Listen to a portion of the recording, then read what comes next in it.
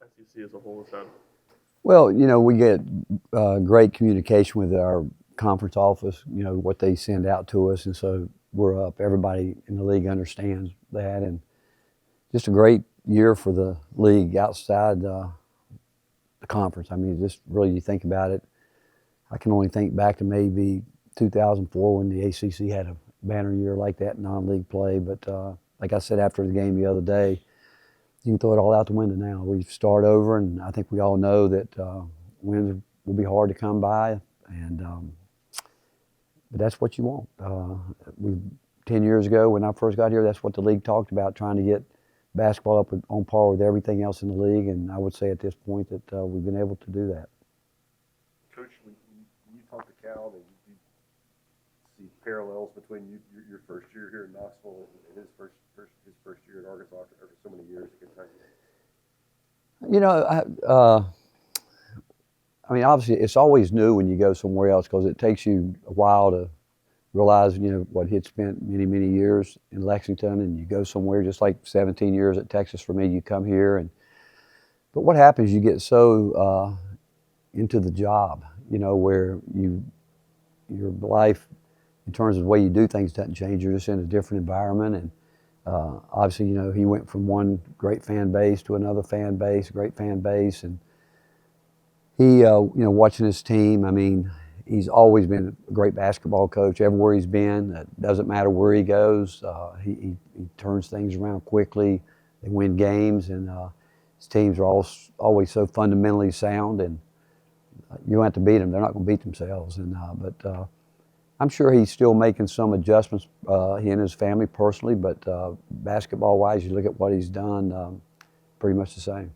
Coach, going into SEC play, as physical as it is there a premium on trying to stay out of foul trouble?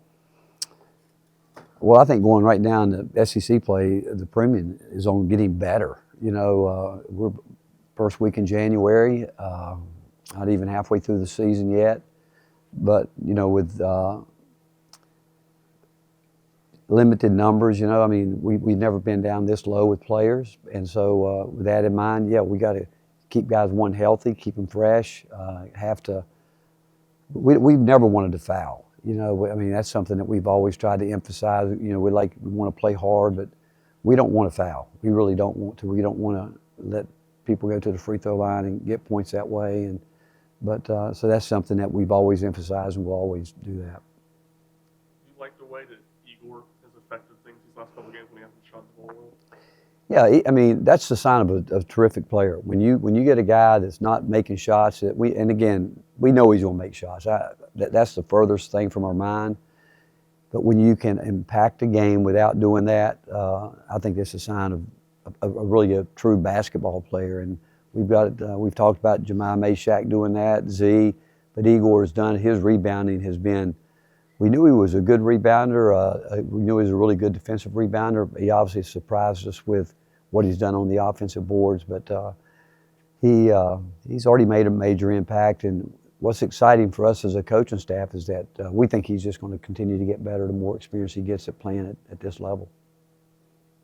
Strange turning on Arkansas film and seeing Jonas playing for a different team? Yeah, I mean, we appreciate what Jonas did for while we were here, but you all know the landscape of where we are in intercollegiate athletics, and you're going to see more of that. Obviously, as time goes on, when guys leave and go other places for various reasons sometimes. But Jonas, really, we loved him when he was here and what he did, and loved his growth. But he's there, we're here, and it's about competition now. What does he look like on film? Like how do they use him, and how do you Well, Jonas has had to deal with an injury, obviously, so he hasn't probably been out there as much as that I think they'd probably like to have him. But I see him trying to do some of the same things that we're trying to do with him. How do you prepare for John L. Davis, who's been dealing with an injury and might not play? Do you scout like he's there, or prepare both ways? You go in preparing for guys to play. I mean, that's what you expect, and again, you never know what's going to happen, but you always go in preparing for it and realizing that we've seen so many guys that you didn't think would come in and play great, and so we'll be prepared. What do you hope to see out of Chaz as you begin SEC play? Do what? What do you hope to see out of Chaz as you begin SEC? Improvement. I think he's got to continue to, again, feel his way through this, but doesn't have a lot of time, really. You know, he's seen a lot of defenses come at him different ways right now, and I do think he's already improved. And the exciting part is that he can continue to get even better. And but he's going to, again, it all gets ratcheted up once we get into conference play, and he'll have to continue to improve to get where he wants to be. Coach, when you talk about it getting ratcheted up, how kind of a luxury is it to have Zakai, have Jamad, the guys that you don't have to tell them, hey, you know, let's get ready to change, that they're, you know, they're the ones passing along the message. It is, and again, I talked to Jemiah last night. We talked on the phone a little bit, and just that message right there, you guys have been through it, you know what it's about. Most of these guys haven't. You're going to have to understand that we've got to get better. All of us have to get better, but those guys have been through it. They know what's coming, and the more they can hear it from their teammates that, hey, this is a whole different situation that you guys have never been in, and you got to listen, and let's not make the mistake of not listening. I know you've always been a staunch defender of this league in basketball. When you were kind of looking through things, looking at rosters going into the season, did you expect it to be quite this strong as it's been? You know what? I don't know if you ever know how strong you think it's going to be. I mean, I know this. I have great respect for our league. I have great respect for the coaches in the league. The fact that not only do they know how to coach basketball, but they know how to recruit talented players, and that's been obviously the last couple of years. I think is the biggest improvement have been the skill development, the skills of the players that have come into our league. But you know, when the season starts out, you know, everyone's going to talk about their league and all that as time plays out.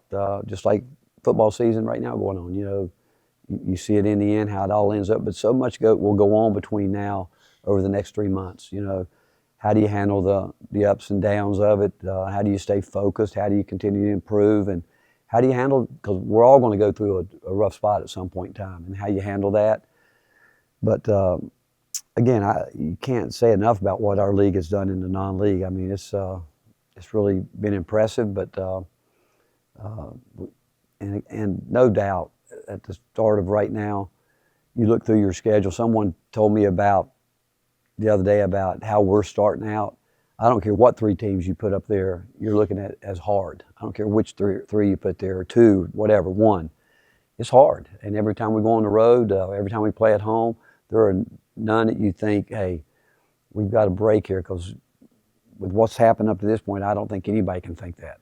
It was obviously a little bit of a battle against Norfolk. How would you evaluate practice and like the focus of the team since then leading up to Saturday? I think our focus has been good all year leading up. And maybe that's because of guys knowing they're going to play, maybe having lesser bodies out there. But I thought our last 2 games have been great for us. I thought what Middle Tennessee did was terrific. They did some things that we needed.